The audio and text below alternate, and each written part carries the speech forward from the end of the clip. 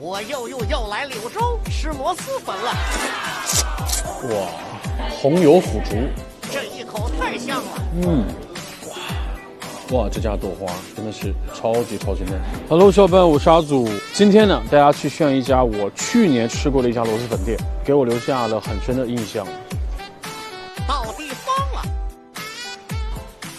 我要1、2个粉儿。再吃。都要。我特别爱吃的油葱，太香了，家人们开始流口水了。香肠1根儿，然后卤蛋1个，毛肚给我剪一点点，就是给我剪下来1块就行。猪皮来1块，哇，我最喜欢吃的猪皮。再给卤味加辣。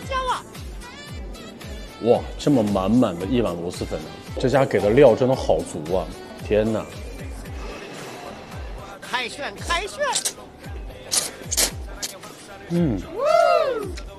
哇，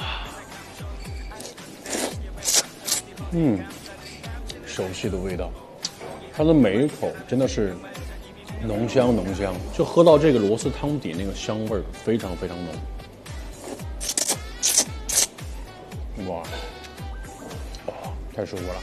我觉得这碗螺蛳粉里每一个配料都是精华，没有一个配料是多余的。哇，多蘸点红油啊！螺蛳粉里这个腐竹啊，都超级好吃。这一口太香了。哇，真的呛。要碗冰豆花，冰豆花受不了了。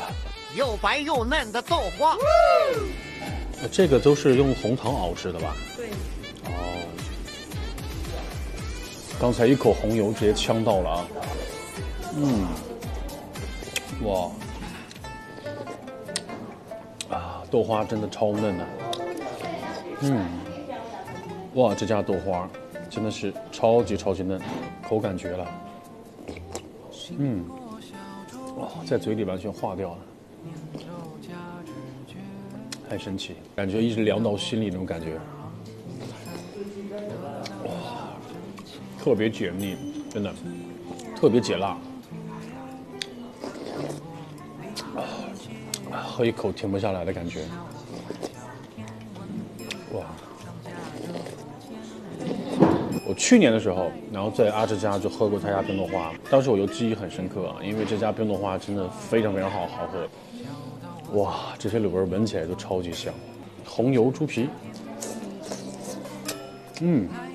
舒服。来一大口，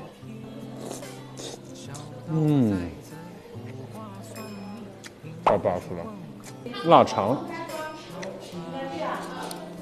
我真的很喜欢吃柳州螺蛳粉店卖这种腊肠，它就是传统那种广式酒味腊肠，价格便宜又好吃。尝一尝这家的毛肚啊，真的特别脆，嚼起来口感特别棒。现在这个时间都过了饭点了，还有这么多人过来炫粉儿。柳州人民热爱螺蛳粉，绝对是发自内心的，要不然怎么能做出这么好吃的、这么灵魂的螺蛳粉呢？